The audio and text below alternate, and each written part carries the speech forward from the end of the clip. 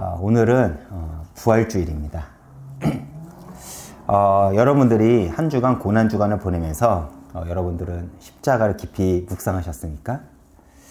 제가 지난주에도 언급했지만 이제 우리에게 고난주간은 예수님의 고난만을 생각하고 정말 슬픔과 아픔만을 기억하는 것이 아니라 오히려 기쁨과 감사를 회복하는 날이 되어야 합니다. 왜 그러냐? 예수님께서 기꺼이 십자가의 길을 가신 이유가 무엇일까요? 바로 우리를 구원해 주기 위해서입니다. 그리고 마침내 이제 십자가에서 구원의 길을 완성하셨죠. 그렇다면 우리는 예수 그리스도의 공로에 힘입어 구원을 받았습니다. 그렇다면 우리는 어떤 자세와 태도를 취해야 할까요? 당연히 예수님의 그 고난의 길을 우리는 깊이 묵상해야 됩니다. 그리고 그 고난의 의미도 우리가 생각을 해야 되겠죠. 그러나 십자가를 깊이 묵상한다고 하지만 연민에는 빠지지 말아야 됩니다. 연민에 빠지는 것이 아니라 오히려 그리스도의 희생을 힘입어 우리는 이 땅에서 그리스도인으로서 힘써 살아내야 된다는 것이죠.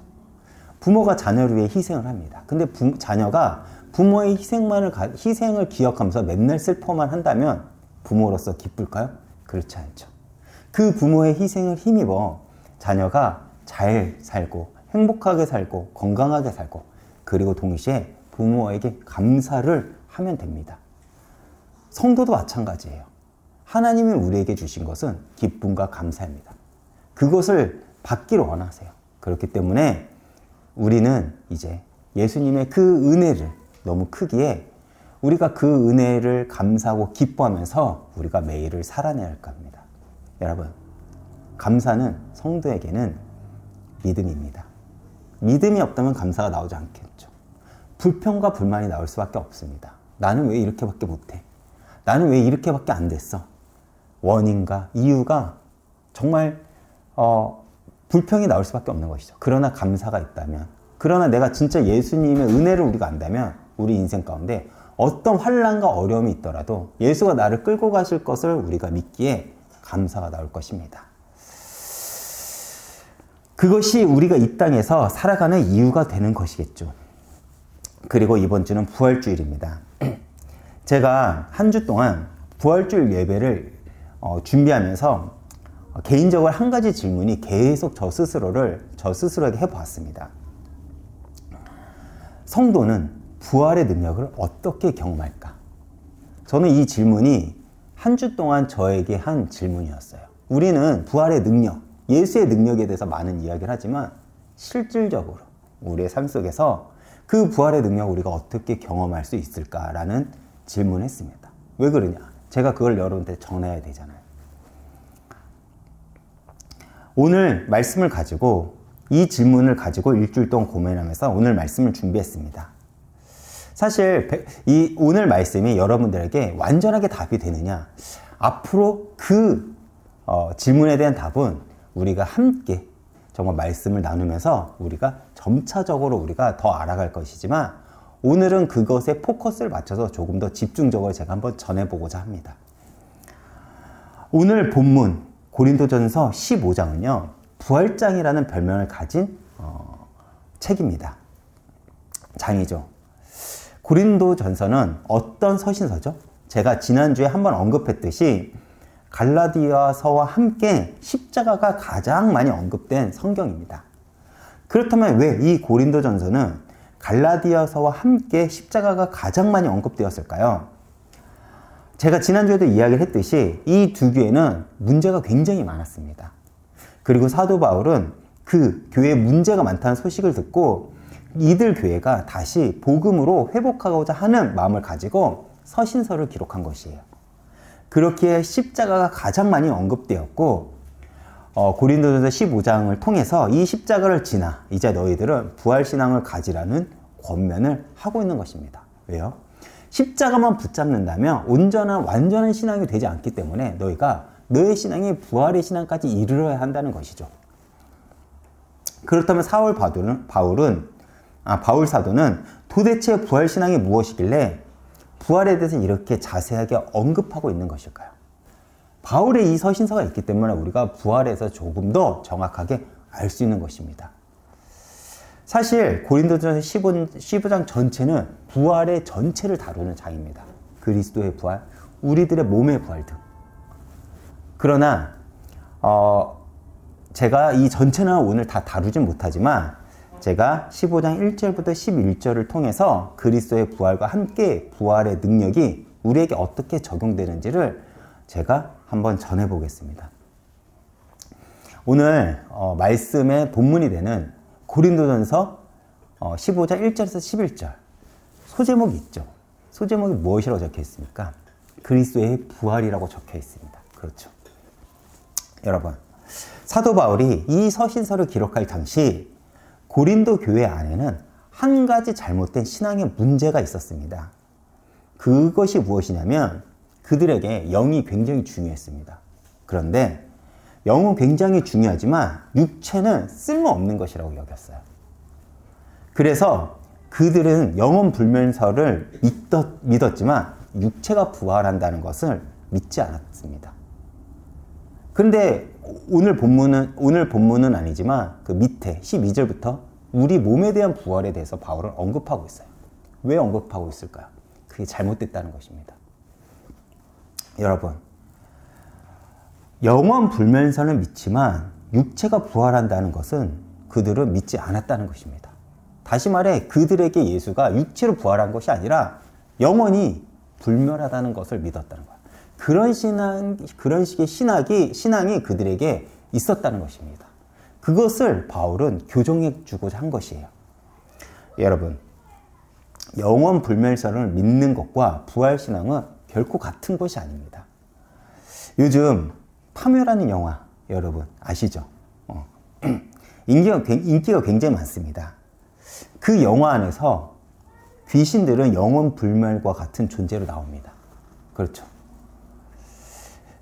그리고 거기 있는 그 인물들이 그 귀신들을 달래기 위해서 굿도 하고 제사도 드리고 그러지 않습니까?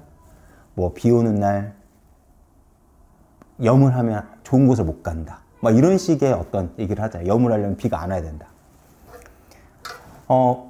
그 배경에는 어떤 정서가 깔려 있는 거죠? 영원 불멸설의 정서가 깔려 있는 것입니다. 제사를 드린다는 것도 마찬가지죠. 우리가 제사를 드릴 때 귀신이 와가지고 조상 귀신이 와가지고 음식을 먹는다는 것, 그런 것들이 영원 불멸설을 믿고 있는 그 정서가 깔려 있는 것 아니겠습니까?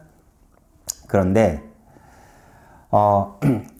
그렇게 귀신이 있다는 것을 믿고 제사를 지낸다는 것은 그들이 영원히 죽지 않은 것만 믿을 뿐, 그 영혼이 어디서 기인하고 어디로 가는지에 대해서는 사실 잘 알지 못합니다. 관심이 없는 것이죠. 단지 이 귀신이 나에게 득이 되냐 실이 되느냐 그것만 따지고 있는 것 아닙니까? 그러나 부활신앙은 무엇입니까? 하나님이 인간을 창조할 때 인간을 영으로만 창조한 것이 아닙니다. 그렇죠. 하나님은 인간을 창조하실 때 먼저 흙으로 육체를 먼저 만드시고 생기를 불어서 인간을 창조했습니다. 즉 인간을 하나님은요 영과 육을 가진 전 인격적인 존재로 창조하신 것입니다. 그런데 죄로 인해 육체가 죽게 되었습니다. 따라서 우리가 부활신앙을 가진다는 것은 하나님께서 우리를 창조하셨던 그 본래의 모습을 회복한다는 의미를 가집니다. 그리고 우리가 죄로 인해 무너진 하나님 나라를 이 땅 가운데 우리가 회복하는 것을 의미하는 거예요. 우리가 정말 예수를 믿게 된다면 내가 있는 곳에 화평이 임해야 됩니다. 내가 있는 그곳에 사랑이 들어가야 되고요. 내가 있는 그곳에 정말 하나님의 그 복이 임해야 된다는 거예요. 그런데 고린도 교회는 그 부활신앙을 상실한 것입니다. 그렇게 바울 사도는 부활에 관해서 굉장히 자세하게 설명하고 있는 것이죠. 다시 돌아가 제가 오늘 본문 1절을 보겠습니다. 형제들아, 내가 너희에게 전한 복음을 너희에게 알게 하노니 이는 너희가 받은 것이요 또 그 가운데 선 것이라. 1절에서 나온 알게 하다, 이 단어는 헬라어로 그노리조라고 하는데 그 의미는 아주 명확하게 밝히다라는 의미를 가집니다. 그렇다면 사도 바울은 문제가 많은 고린도 교회를 향해 무엇을 명확하게 밝히고자 할까요? 바로 복음입니다. 내가 너희에게 복음을 명확하게 밝히고자 하노니 이렇게 말하고 있는 것입니다. 그런데 이 복음, 바울이 전하고자 하고 바울이 명확히 밝히고자 하는 이 복음은 사실 고린도 교회에겐 전혀 새로운 것이 아닙니다. 그러나 그 고린도 교회가 시작된 근거가 되고 이 복음을 근거로 고린도 교회가 세워졌다고 바울은 지금 고린도 교회에 있는 교인들에게 복음을 재확인시켜 주고자 한 것이죠. 즉, 교회됨의 증거도 그리스도인의 근거도 오직 복음뿐이기에 이 복음에 대해서 너희들은 다시 한번 생각해 보라는 것입니다. 그런데 우리가 고린도전서를 쭉 보면 우리가 알 수 있는 게 있죠. 지금 고린도 교회는 복음이 굳게 서 있을까요? 그렇지 않죠. 그래서 지금 교회 안에 여러 가지 문제가 생겨나고 있는 것입니다. 그런데 바울은 여전히 너희는 복음 위에 서 있다라고 말을 해요. 이것은 완료형입니다. 왜 이렇게 바울은 고린도 교회에게 너희는 여전히 복음 위에 서 있다고 말을 하고 있을까요?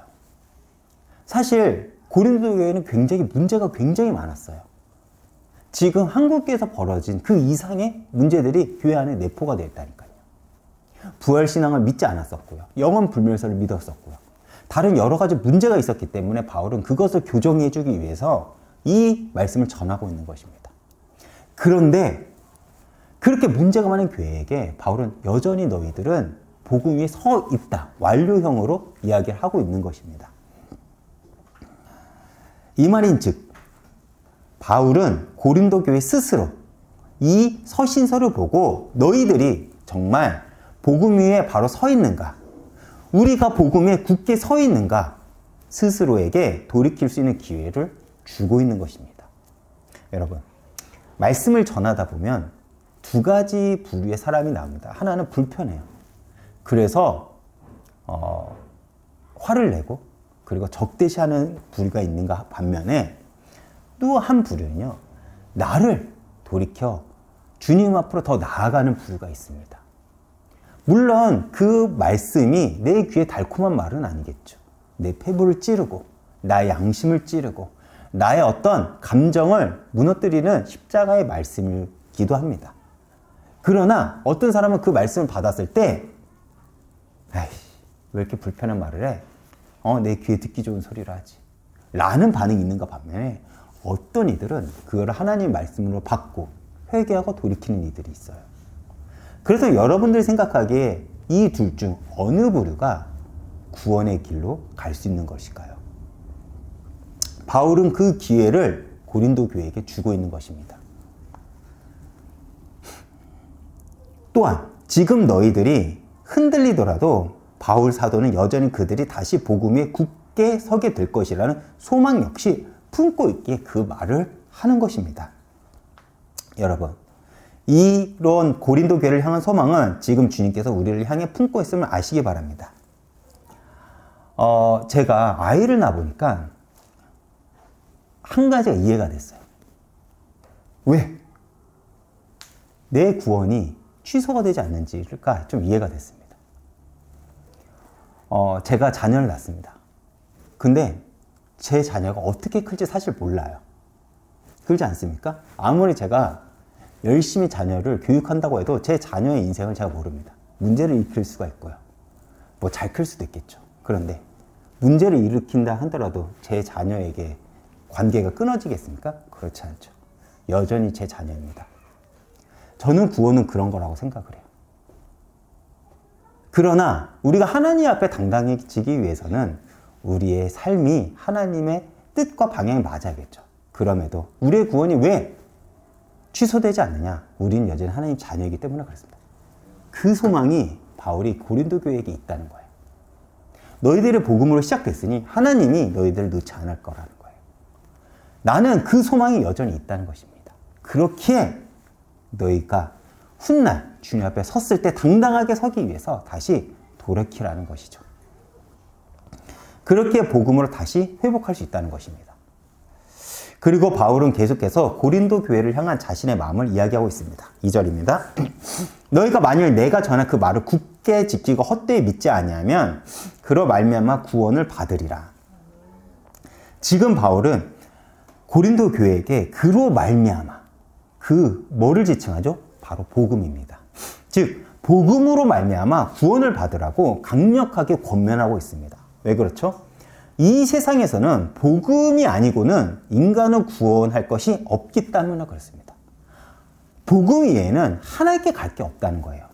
구원의 주체도, 구원의 동기도, 구원의 과정도 오직 복음밖에 없기 때문에 그렇습니다. 그리고 사도 바울은 우리의 그 믿음이 어떻게 해야 되는지 두 가지로 지금 표현하고 있죠. 하나는 뭐죠? 굳게 지키라는 것입니다. 너희들이 구원의 길에 가기 위해서, 구원을 받기 위해서 굳게 지키라는 거예요. 무엇을 굳게 지키는 거죠? 복음을. 하나님의 말씀을 굳게 지키라고 합니다. 그런데 여기서 굳게 지킨다는 것, 우리가 말씀을 지키다, 복음을 지키다 많이 들어봤잖아요. 그랬더니 이 지키다란 말이 어떤 의미일까요? 우리는 말씀을 지킨다고 하니까 흔히 이런 생각을 합니다. 보통 종교적 행위에 열심일 때 말씀을 지킨다고 우리가 생각할 때가 있어요. 제가 종교라는 단어로 써가지고 에이 누가 그래 라고 얘기할 수 있지만 우리 모두가 그럽니다. 사실요. 그런데 이런 생각은 우리가 성경의 의미를 사실 조금은 오해하는 거예요. 지킨다는 것은 그 대상을 상하지 않도록 보호하는 것, 지킨다는 것이죠. 한 예를 들어보겠습니다. 대통령을 경호하는 경호원이 있습니다. 그의 임무는 무엇일까요? 대통령을 상하지 않게 지키는 것. 내가 초점을 받는 것이 아니라 모든 초점이 대통령을 받게 하는 것이 경호원의 임무입니다. 여러분, 내가 말씀을 지킨다는 것이 무슨 의미일까요? 나의 삶 때문에, 나의 생각 때문에, 나의 행동 때문에, 나의 언행 때문에 말씀이 상하지 않게 하는 것입니다. 바꿔 말하면 내가 보이는 것이 아니라 내가 어느 자리에 있던 것이 나 대신 누가요? 말씀이. 나 대신 무엇이요? 복음이. 나 대신 무엇이요? 예수가. 보이는 것. 그것이 지킨다는 것입니다. 그렇기 때문에 우리는 말씀을 보는 것이고, 그렇기 때문에 우리는 말씀을 품는 것이고, 말씀대로 살아가려는 거예요. 그것이 텍스트 그대로 그렇게 행동하는 것이 지킨다는 것이 아니라 그걸 하는 이유가 내가 보이게 하기 위해서가 아니라 예수가, 복음이, 하나님이, 교회가 보이게 하라는 것입니다. 그리고 바울이 두 번째는 헛되이 믿지 않는 것이 우리가 구원을 받을 믿음이라고 말하고 있습니다. 헛되다. 헬라어로 에이케라고 하는데 그 의미는 목적 없이 혹은 할 일 없이 원인 없이라는 의미를 가집니다.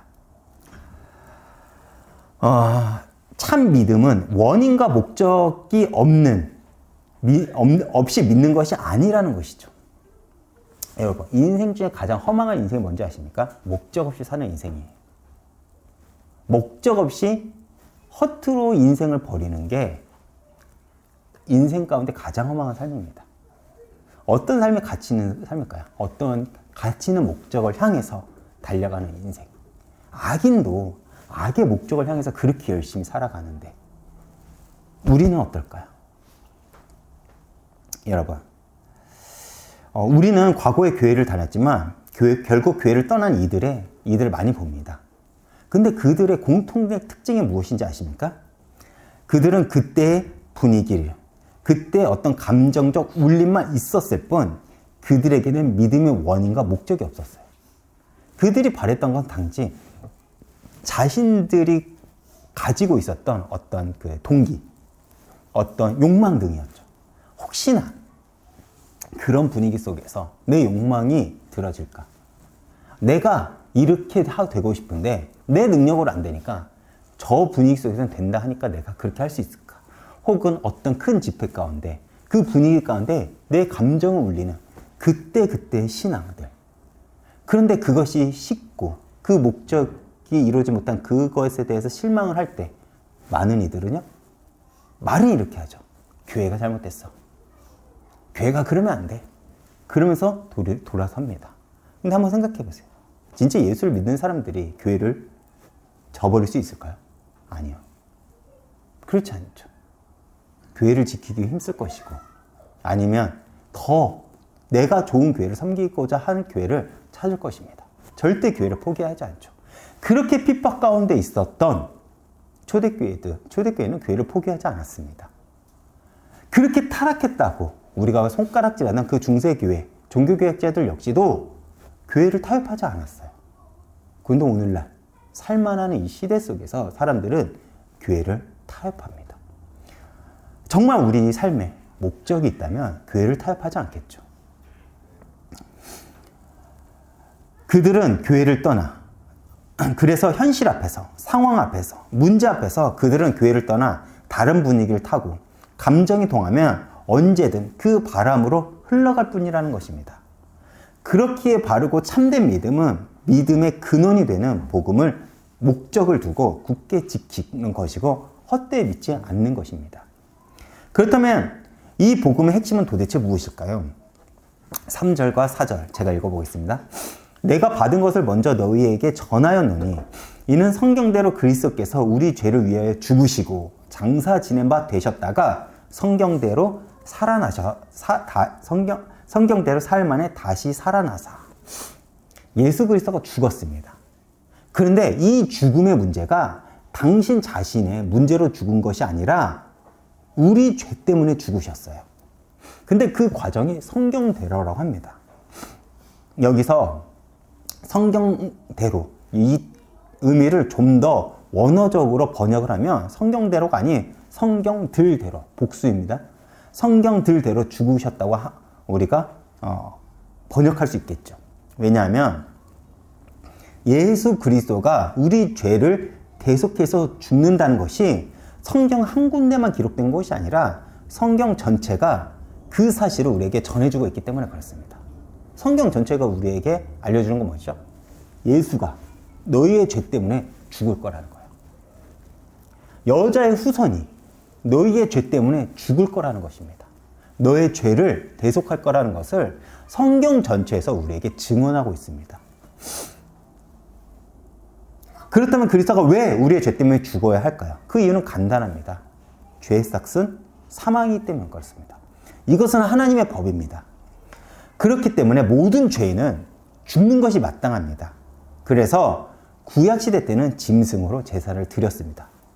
제사를 드리기 전에 가장 먼저 한 행동이 무엇이죠? 짐승에게 안수를 합니다. 죄의 전가를 하는 것이죠.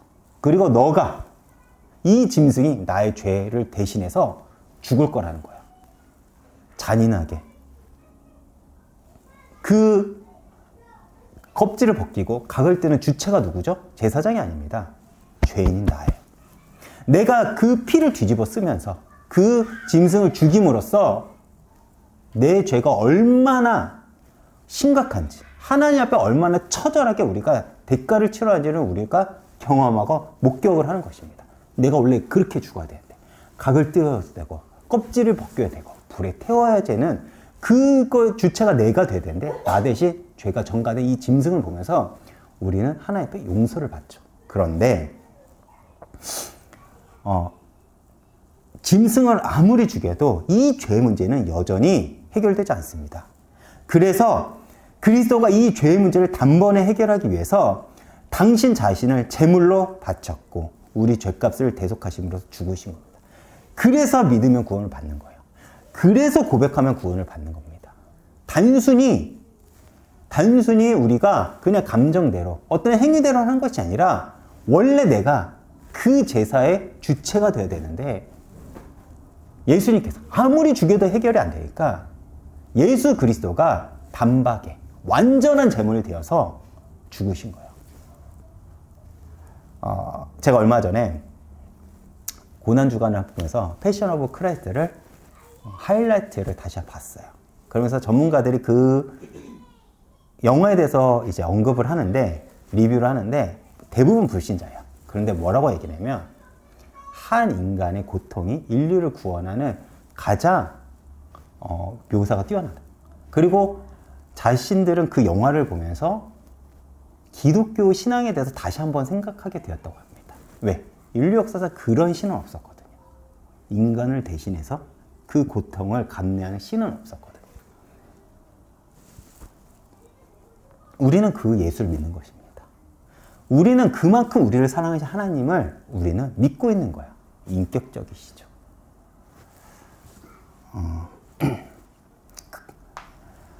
그런데 그것만으로는 사실 부족하잖아요. 죄와 죽음의 문제는 해결되었지만 그것으로 죽음을 뛰어넘는 그 산다는 보장은 우리에게 없잖아요. 그래서 우리를 위해 돌아가셨던 그분께서 죽으셨고 그 죽음을 깨트리고 살아나셨다는 것입니다. 그래서 우리의 죄 문제를 예수가 해결해 주실 뿐만 아니라 우리가 영원히 살고 우리의 몸까지 부활하는 그 근거를 만들어 완전한 구원을 얻는 생명의 길이 주어졌다는 것입니다. 이것이 복음의 핵심이에요. 여러분들은 혹시 여러분들의 육체가 부활할 것을 믿습니까? 우리의 육체도 부활합니다. 믿으십시오. 가장 아름다운 모습으로, 가장 완벽한 모습으로, 가장 영광스러운 모습으로 우리 역시도 부활의 기쁨에 동참할 수 있을 것입니다. 그런데 여러분, 예수님이 십자가에 돌아가실 때 얼마나 무기력하게 돌아가셨습니까? 단 한 번의 방어도 못하고 한마디의 변명도 하지 못하고 마치 도살장에 끌려가는 짐승같이 끌려가듯 십자가에서 돌아가셨습니다. 그런데 이 장면이 제자들에게는 얼마나 두렵고 충격적이었는지 요한을 제외하고 다른 모든 제자들 다 도망갔어요. 어떻게 도망가죠? 예수님 부인하고 저주하면서 도망갔습니다. 그런데 여러분, 그 이후 제자들이 어떻게 되었습니까? 이들은 예수님의 죽음에 자신들도 죽을까 봐 겁에 질렸던 제자들은 이후에 예수로 인해 죽었습니다. 이게 이해가 되십니까? 이들은 예수가 부활했다고 증언하는 것이 그들 자신에게는 어떤 이득이 없습니다. 아니요. 오히려 예수가 부활했다고 증언했기에 그들은 불에 타서 죽거나 맹수의 밥이 돼서 죽거나 십자가에서 죽거나 참수되어서 죽었습니다. 목이 떨어지는데도 예수가 부활했다고 그들은 증언을 했죠. 그 내용이 6장에 12제자들에게 게바와 12제자들에게 나타나셨다. 어떻게 그럴 수 있을까요? 그들은 진짜 부활하신 예수를 봤기 때문에 그렇습니다. 그렇죠. 제자들에게 예수님의 몸을 보이신 거예요. 더 나아가 예수님이 그렇게 무기력하게 십자가에 돌아가신 것이 예수님 당신께서 능력이 없었고 힘이 없어서가 아니라 우리의 죄 때문에 그렇게 돌아가실 수밖에 없다는 사실을 제자들이 알고 나서부터 그들은 전혀 다른 사람이 된 것입니다. 가끔 우리가 예수를 믿으면 바뀌어. 예수를 믿으니까 완전히 다른 사람이 되었더라. 무엇을 경험했기 때문에 그런지 아십니까? 이걸 경험했기 때문에 그래요. 사실 예수를 믿었는데 전혀 바뀌지 않는 사람들은 이것을 경험하지 못한 것입니다. 부활하신 예수를 만나지 못한 것이죠. 그들은 여전히 예수를 믿는 동기가 나예요. 혹시 예수를 믿으면 내가 가지고 있는 욕망이 이루어질까? 내가 가지고 있는 바람이 성취가 될까? 정도의 신앙을 가진 거지 부활하신 예수를 만난다면 전혀 다른 사람이 되는 거죠. 즉 그들은 우리의 죄로 인해 예수가 돌아가셨고 다시 살아나셨던 것을 확신했고 확인했기에 그렇게 예수님의 부활을 외치며 전한 것입니다. 더 나아가 그 예수님의 부활을 더 많은 이들이 목격했다고 바울은 증언을 하죠. 500명이 그 부활을 목격했다고 고린도전서 15장에서 바울이 증언하고 있지 않습니까? 이후 예수님은 당신의 형제 야고보에게도 나타나십니다. 요한복음 7장을 보면요. 예수님의 형제들이 예수님이 하나님의 자녀임을 믿지 않았다고 합니다. 예수님의 형제들은 예수님을 믿지 않았더라 라고 이야기를 하죠. 그런데 그렇게 예수님을 믿지 않았던 예수님의 형제인 야고보가 부활 이후 오히려 예수님의 제자가 되어 초대교회의 중요한 지도자가 되었음을 우리는 잘 알고 있죠. 그리고 이어 모든 사도들과 바울 자신에게도 보이셨다고 오늘 성경은 우리에게 증언을 하고 있습니다. 근데 여러분 한번 생각해 보세요. 12사도를 한번 앞에서 언급했잖아요. 그런데 바울은 뒤이어서 8절에 모든 사도들에게도 나타나셨다고 합니다. 그렇다면 이 다른 사도들은 무엇일까요? 무엇을 의미하는 것일까요? 어떤 이들을 가리킬까요? 아마 예수님과 3년을 동거한 제자들만을 의미하는 것이 아니라 복음에 빚진 마음으로 그 복음을 전하고자 하고 전하고 있는 모든 이들을 가리켜 사도 바울은 사도로 칭하고 있는 것입니다. 즉, 여러분 역시도 내가 지금 복음에 빚진 자가 되어 복음을 전하고자 하는 그 마음이 있다면 주님은 여러분들에게도 지금 역사하시고 지금 함께 하시며 여러분들에게도 보이실 거라는 것이죠. 여러분, 사도행전은 예수님의 제자였던 사도들만의 이야기가 아닙니다. 오늘날 우리들에 의해 신사도행전을 써야 되겠죠. 우리 모두 그리스도 안에서 사도된 자들이라는 것입니다. 그리고 그 마음을 품고 소망하는 이들에게 주님은 자신을 보여주셨다는 것이죠. 주님을 경험했습니다. 주님을 체험했습니다. 주님을 만났습니다. 공통점이 있습니다. 복음의 빚진 자가 되어 그 예수 그리스도의 복음을 전하고자 하는 이들, 전하고 있는 이들에게 예수님은 자신을 보여주셨죠. 또한 바울 자신은 어떻습니까? 바울은 그리스도인을 잡던 자였습니다. 그래서 오늘 말씀에서 바울은 자신을 만삭이 되지 못하여 난 자라고 바울을 스스로 자기를 비하하며 칭한 것입니다. 왜? 나는 그리스도인을 죽이는 자였어. 그리스도인을 핍박하는 자였어. 이런 내가 어찌 당당하게 내가 하나님 앞에 좋은 자라고 말할 수 있겠냐. 그런데 그렇게 부족하고 누구보다 부끄러운 과거를 가진 자신에게도 예수님을 찾아오셨고 더 나아가 주님은 바울에게 사도의 길을 가게 하신 것입니다. 이렇게 5절부터 8절까지의 이 말씀, 이 문장을 통해 바울은 성경을 읽는 우리에게 던지는 메시지는 무엇일까요? 게바야부터 시작해서 모든 사도들, 그리고 그리스도를 핍박했던 자신들에게도 보이셨던 그 예수님을 이야기를 하면서 바울은 우리들에게 무엇을 이야기하는 것일까요? 바로 예수님의 부활은 특정한 사람을 위해 부활한 것이 아니라 모든 이들을 위해 부활한 것이라는 것을 알려주기 위함입니다. 그래서 우리가 지금 이 자리에 있는 것이죠. 다시 돌아가 바울은 9절에 자신을 가리켜 하나님의 교회를 박해한 자였음을 고백합니다. 그런데 여러분, 바울은 하나님에 대한 신앙은 사실 누구보다 신실한 자였죠. 또한 그는 이전에 예수님을 만나지 않았을 뿐더러 예수님을 핍박하지 않았습니다. 그렇죠.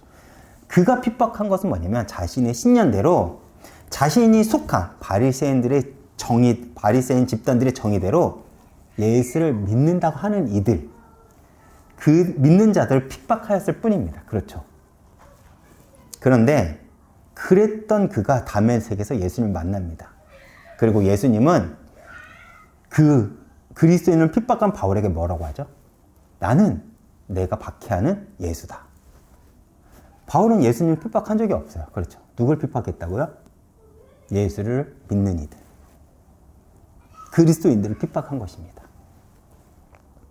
여기서 바울은 그리스도인을 핍박하는 것은 예수를 핍박하는 것임을 알게 되었고, 여기서부터 바울에게는 교회는 주님의 몸이다라는 그 교회관이 나오게 된 것입니다. 놀랍지 않으십니까? 그래서 바울에게 교회는 예수의 몸이고 각각의 성도는 예수님의 지체라는 거예요. 그래서 고린도전서 15장을 기록할 때 내가 그리스도인을 핍박했다고 말하지 않고 바울은 내가 하나님의 교회를 핍박했다고 말을 하고 있는 것입니다. 그리고 이 바울의 교회관은 예수님이 십자가에 돌아가시기 전 제자들을 모아 새 계명을 주시면서 뭐라고 하시죠? 서로 사랑해라. 어떻게요? 내가 너희를 사랑한 것 같이 너희 서로를 사랑해라고 하신 이 새 계명이 이어지는 것이겠죠. 결론입니다. 제가 10절을 읽어보겠습니다. 그러나 내가 나된 것은 하나님의 은혜로 된 것이니 내게로 주신 그 은혜가 헛되지 아니하여 내가 모든 사도들보다 더 많이 수고하였으나 내가 한 것이 아니요 오직 나와 함께 하신 하나님의 은혜로라. 과거 바울은 하나님을 핍박하던 자였습니다. 그러나 현재 서신서를 기록하고 있는 바울은 누구보다 예수와 가까이 있는 자이죠. 이것이 바울은 하나님의 은혜라고 고백하고 있는 것입니다. 더 나아가 이 바울의 고백은 예수를 믿는 우리 모두의 고백이 되기도 하겠죠. 여러분, 과거의 나를 진짜로 보면 현재 내가 살아가고 있는 게 기적임을 우리가 알 수 있습니다. 저는 아이를 키우면서 그걸 굉장히 많이 느껴요. 내가 이렇게 그래도 건강하게 사람답게 살고 있다는 게 기적이라고 저는 생각을 합니다. 저만 그렇게 생각합니다. 제 과거를 제가 아니까. 과거를 한번 여러분들 보세요. 오늘날 내가 살아가고 있는 것. 내가 이렇게 하나님 자녀로 예수를 믿는다는 것이 얼마나 기적인지 알게 될 것입니다. 여러분, 이것이 진짜 능력이 아닐까요? 이전에 저는요, 누구보다 무기력했던 저였습니다. 그런데 하나님의 은혜로 저는 목사가 되었고 교회를 섬기게 되었습니다.